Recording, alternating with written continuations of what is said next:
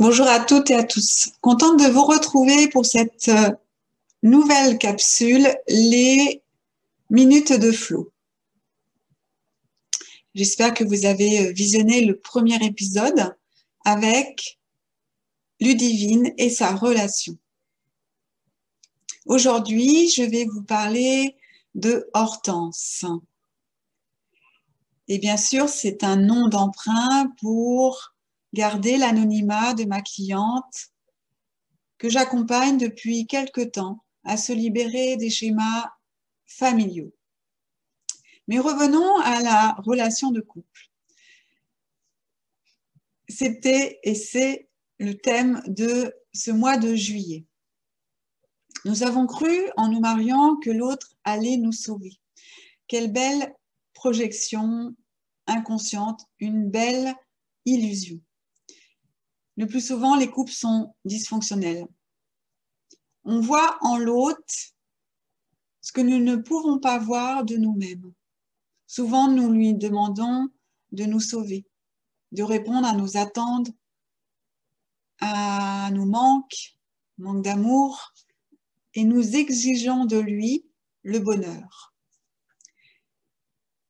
Le modèle que prône la société, c'est d'être marié, de constituer une famille, d'avoir de beaux enfants, une belle maison, un beau chien, une belle situation, pour coller au paysage institutionnel, sociétal et culturel d'une image parfaite.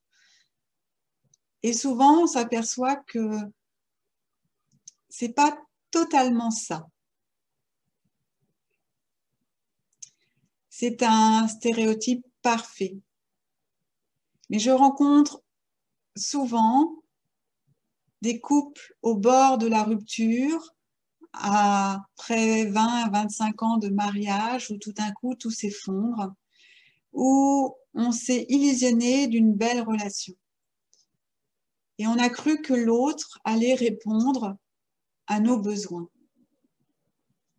Cette image parfaite, si on ne colle pas exactement à cette image, on peut se sentir inférieur,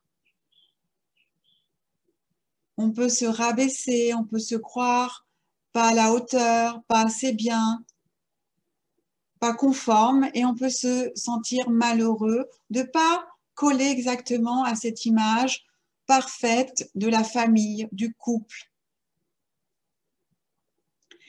Une de mes clientes, comme je vous disais, Hortense, a vécu cela.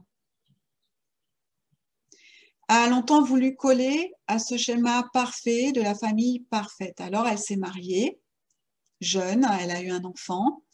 Et puis, au bout de quelques années, elle s'est rendue compte que ça ne collait pas du tout.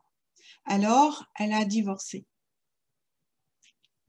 Et elle est devenue une paria dans sa famille, puisque l'injonction familiale, la loyauté, l'héritage, de par sa maman, c'est on se marie, la femme se marie, la fille se marie, et c'est son avenir, c'est tout tracé, et elle n'a pas forcément le choix. Et que le garçon, lui, par contre, il peut faire des études, il peut faire ce qu'il veut. Alors, elle a collé à cette injonction familiale que de se marier jeune, de remplir cette condition d'avoir un enfant. Mais au bout de quelques années, elle s'est rendue compte qu'elle était malheureuse. Alors, elle a fait le choix de divorcer. Mais là, elle a commencé encore plus à rencontrer des difficultés, de se sentir rejetée par le clan, d'être une paria au sein de sa famille, montrée du doigt, et ça a été très difficile. Et elle a cherché désespérément à reconstruire un couple, à rechercher, et elle n'y arrivait pas. Alors, toujours avec ce sentiment d'infériorité, de mal-être, elle a commencé à travailler sur elle pour se rendre compte que ce modèle-là n'était pas en adéquation avec ses vraies valeurs, avec sa vraie nature. Alors, elle a pu se défaire de certaines loyautés vis-à-vis de sa maman qui a été très dure avec elle dans son comportement, dans ce qu'elle lui mettait comme projection sur sa fille. Et ça a été des années difficiles. Mais plus je l'accompagne, plus elle se défait de ces schémas où on a projeté beaucoup sur elle. Et on l'a affaiblie par ses projections. Elle s'est laissée affaiblir par ses projections, ne pouvant pas se défendre par rapport à une famille très forte. Et elle s'est défait progressivement de ses schémas, de ses croyances, qu'elle n'était pas assez bien pour un homme, pas assez bien, qu'elle pouvait se marier une fois, pas deux, qu'elle avait raté une fois, qu'elle ne pouvait pas bénéficier d'une autre chance de rencontrer l'homme avec lequel elle pouvait partager ses valeurs et qui elle était vraiment. Alors elle a pu épurer progressivement, ne plus donner du poids à cette injonction, se retrouver, redevenir l'être authentique qu'elle est réellement, se choisir, reprendre de la valeur, de l'estime, nourrir son amour-propre et arrêter de valider ce que sa maman, sa famille avaient projeté sur elle. Et elle a pu redonner de la force à sa créativité, puisque c'est une artiste. Et progressivement, elle valorise tout son travail, sa créativité, pour la faire éclore et ne plus vouloir coller à un schéma, puisque cela la rendait malheureuse. Mais vraiment voir là où elle peut apporter, elle peut contribuer, elle peut être elle-même. Et ne plus donner son énergie à l'extérieur et se valoriser. Et plus elle le fera, plus elle aura en face d'elle quelqu'un qui reconnaîtra cette valeur-là. Mais tant qu'on ne se reconnaît pas et qu'on ne s'apporte pas cet amour inconditionnel, ça ne peut pas, pour moi, fonctionner. Et qu'on attend toujours de l'extérieur qu'il valide qui on est, comment on doit agir, et ça ne peut pas rendre heureux.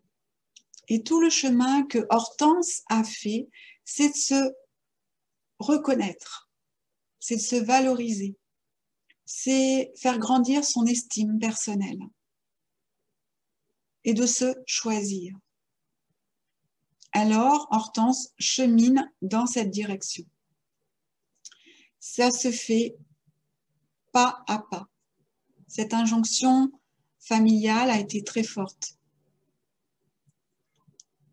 Et que le mariage est une institution. Et que si on n'est pas marié, on n'est pas assez bien, on ne vaut rien. Alors Hortense a fait tout ce travail de nettoyage. Elle a pris conscience de ce schéma et qu'aujourd'hui, elle le lâche progressivement pour s'ouvrir pleinement à sa créativité. Et c'est en cours de réalisation. Alors, si comme Hortense, vous avez répondu à des projections, à des injonctions, que vous vivez peut-être une relation de couple difficile, que vous vous êtes perdu, oublié, que vous avez donné beaucoup et que vous vous êtes complètement effacé, je vous invite à vous choisir aujourd'hui, à faire le pas vers vous. Et je peux vous aider à revenir dans votre alignement, de révéler la femme puissante que vous êtes et spirituelle également. Redonner du sens à votre vie. Voir ce qui est important. Alors n'hésitez pas à découvrir mes accompagnements et j'aurai un réel plaisir à vous accompagner vers le chemin, vers votre chemin d'authenticité. Je vous dis à très bientôt. On se retrouve dans un nouvel épisode la semaine prochaine des Minutes de Flow avec le cas de Cécilia. Alors d'ici là, réfléchissez. Quel est le plus important pour vous? Qu'est-ce que vous voulez manifester au jour d'aujourd'hui? L'amour qui guérit ou l'amour qui rend malade? Et je vous invite de choisir l'amour qui guérit, qui vous guérit, qui guérit la relation, les relations, la relation de couple, la prochaine peut-être. Donc je vous dis à très bientôt, belle semaine et je vous embrasse. Bye.